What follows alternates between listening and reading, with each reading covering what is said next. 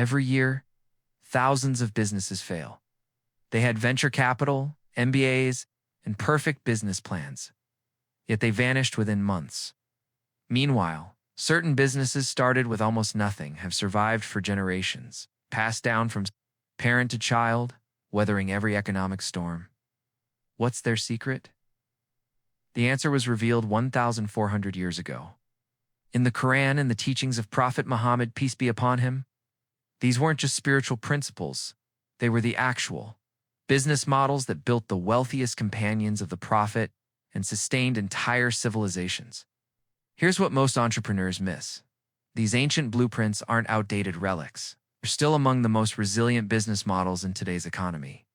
From billion-dollar corporations to small family enterprises, the question isn't whether these businesses were hits, whether you're willing to build on principles that have stood the test of time. Across the globe, businesses rise and fall with alarming speed. Statistics show that nearly 20% of new businesses fail within their first year, and about 50% don't make it past 5 years. They have funding, educated founders, and detailed strategies. Something fundamental is missing. Then there are the outliers, small, unassuming businesses that somehow endure for decades, even centuries. Family bakeries that have served communities for generations, trading companies that survived wars and recessions, farm table operations that fed families long before it was trendy. What separates survivors from casualties? The Quran and the Sunnah already provided the answer. Allah directed us toward business models that carry both prosperity and blessing. What we call barakah. These weren't abstract concepts. They were the actual industries that Prophet Muhammad, peace be upon him, and his companions built their livelihoods upon. Here's the revelation most people overlook. These models aren't historical. Footnotes. They're still among the most powerful ways to build sustainable wealth in any economy. In any era, let's explore them. Long before receiving divine revelation, Prophet Muhammad, peace be upon him, worked in trade.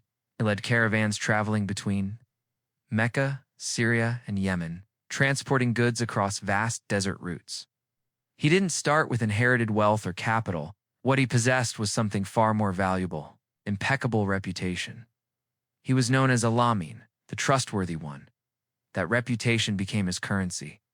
Khadija bint Khuwailid, one of the most successful businesswomen of her time, entrusted her entire trading operation to him based on this reputation alone. Their business partnership eventually became a blessed marriage that supported the early days of Islam. Many companions who later became extraordinarily wealthy, like Abdul Rahman ibn Awf, may Allah be pleased with him, built their fortunes through trade. They bought goods in one market, sold them in another, reinvested profits, and above all, conducted business with unwavering honesty. The Quran addresses trade with striking clarity and seriousness. Woe to those who give less than do, who, when they take a measure from people, take in full, but if they give by measure or weight to them, give less than due. Quran 83 1-3. This isn't just about ethics, it's about survival. Trade without trust is a house built on sand. A business might experience short-term success through clever marketing, but only honest trade survives generations. Consider today's landscape. Some of the world's wealthiest individuals built their empires not through groundbreaking inventions, but through moving goods with efficiency, scale, and integrity. Jeff Bezos transformed retail through Amazon by focusing on customer trust and reliable delivery. Jack Ma built Alibaba by connecting millions of buyers and sellers with transparent systems. Even ordinary entrepreneurs running 6- and 7-figure e-commerce stores from their homes prove that trade remains one of the most accessible paths to wealth. The model spans from 7th century Arabian caravans to companions expanding marketplaces, across continents to today's billionaires running global platforms. Trade endures because human need for goods never disappears. When trust and fairness form the foundation, this business model rarely collapses. Trade can generate rapid wealth, but land provides lasting security. From Islam's earliest days, real estate represented one of the most stable paths to generational wealth. Uthman ibn Affan, may Allah be pleased with him, among the wealthiest companions, invested heavily in property and agricultural land.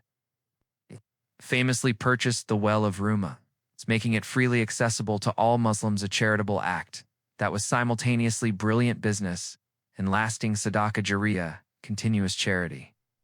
His investments didn't just grow his wealth, they outlived him by centuries. Real estate operates differently from other business ventures. You can lose inventory in trade, you can burn through capital in risky startups, but land remains. So even when property values decline temporarily, time historically restores and increases value.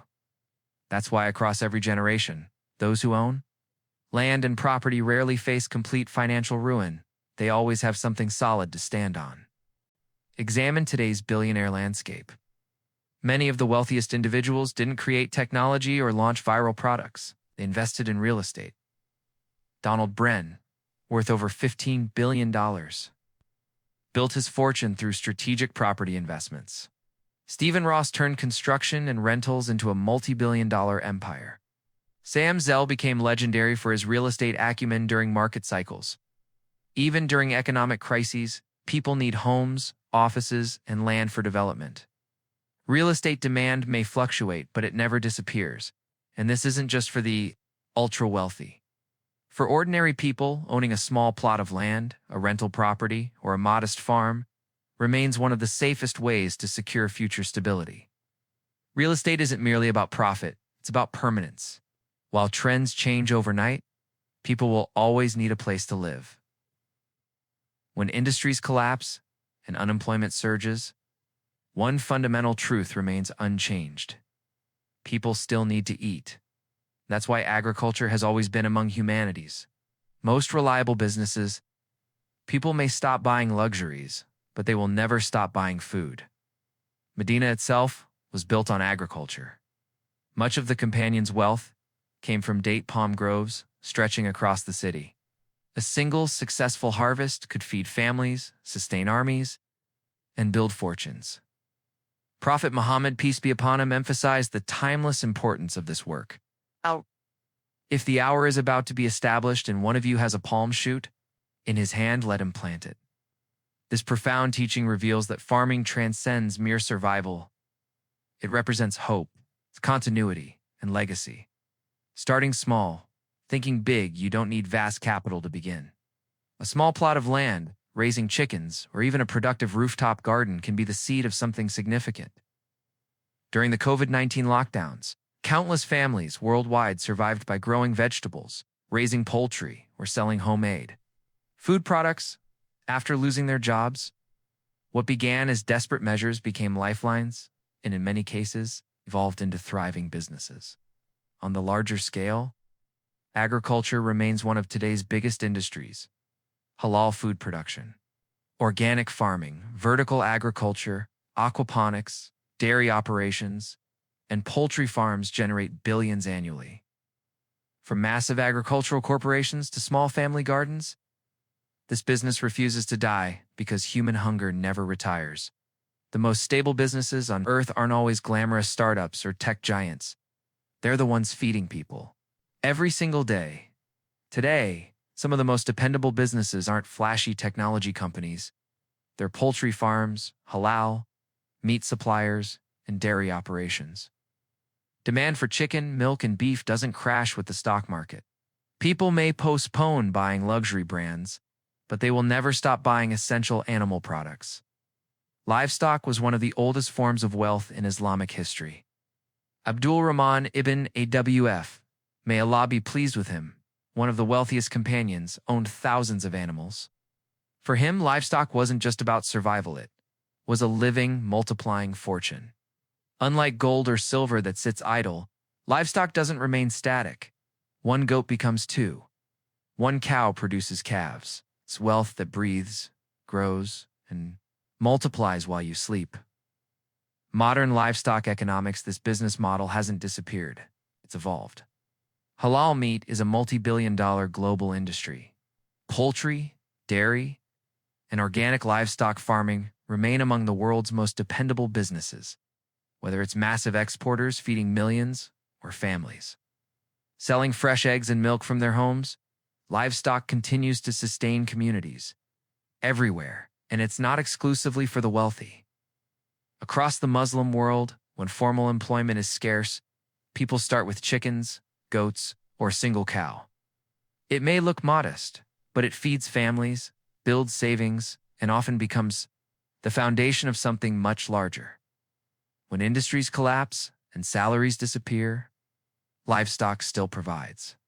If one principle determines whether any business survives or collapses, it's this: fairness.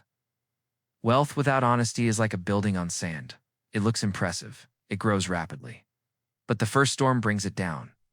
Cheating, fraud, and exploitation may generate quick profits, but they corrode the foundation from within. When the foundation crumbles, the entire empire falls. We witness this pattern constantly. Fraudulent online stores that scam customers vanish within months, leaving angry, distrustful consumers. Restaurants that cut corners with inferior ingredients might survive a season, but eventually people discover the truth and the reputation is destroyed. Even billion-dollar corporations collapse after scandals involving fraud, tax evasion, or false advertising. People forgive honest mistakes, but they don't forgive intentional betrayal. Trust, the ultimate currency, yet the opposite is equally true. People don't always remember the company with the biggest advertising campaign, but they never forget the merchant who gave them full measure, who didn't cheat them on price, who treated them with fairness and dignity. A tiny, honest business can outlive corporate giants simply because people trust it. Honesty isn't just good ethics, it's a business. It's a model in itself. This is why the Quran condemns dishonesty in trade with such strong language. It's the moment you cheat. You're not just stealing money, you're destroying trust. And trust is the only currency that truly lasts across generations.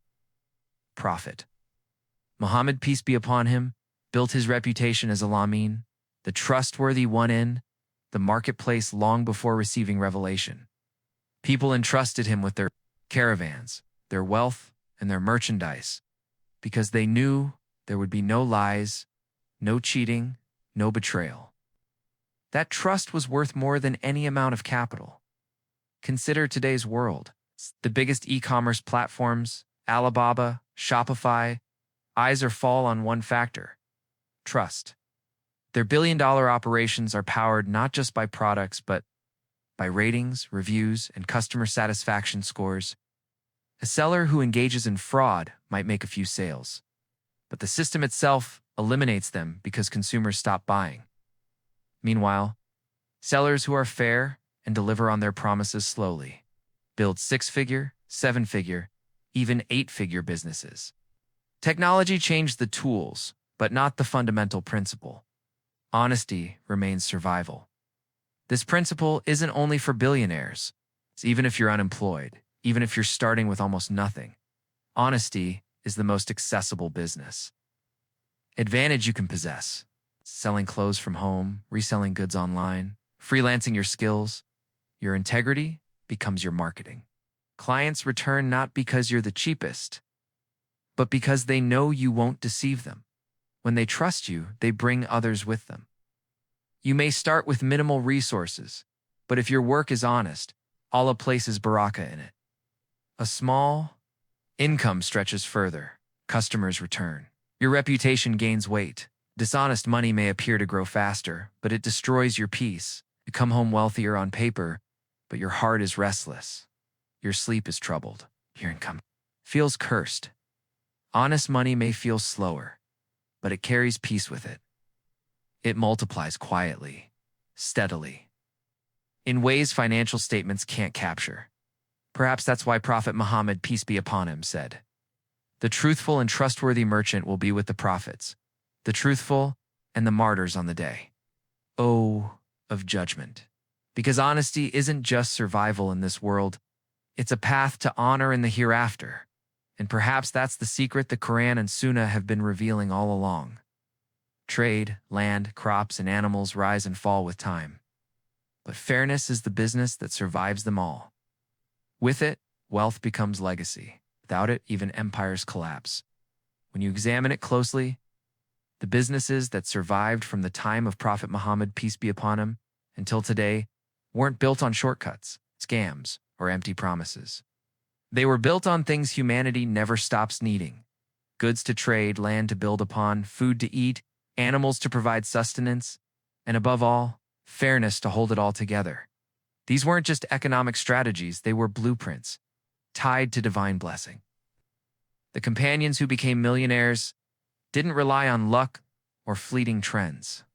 They worked in paths Allah had already blessed: commerce, land ownership, agriculture, livestock, and honest dealing. 1,400 years later, those same businesses are still standing strong. From billion-dollar e-commerce giants to small shopkeepers whose names are trusted in their neighborhoods, the principles remain unchanged. This isn't about chasing get-rich-quick schemes. It's about recognizing what rarely fails because it's rooted in trust and genuine human need. You may not have capital for real estate. You may not own farms or flocks, but you can still build something meaningful with honesty, with service, with whatever small steps are within your reach. Barakah doesn't depend on the size of your bank account. It flows where Allah permits it. The best business isn't just the one that fills your wallet. It's the one that allows you to stand before Allah with a clean heart. If this message opened your eyes to these timeless principles, take a moment to make this supplication. Ya Allah, place barakah in my risk sustenance and make my work pleasing to you. You never know whose sincere prayer might reach the heavens and change everything. Remember, the wealth that matters most isn't measured only in dollars, it's measured in peace, purpose, and the legacy you leave behind.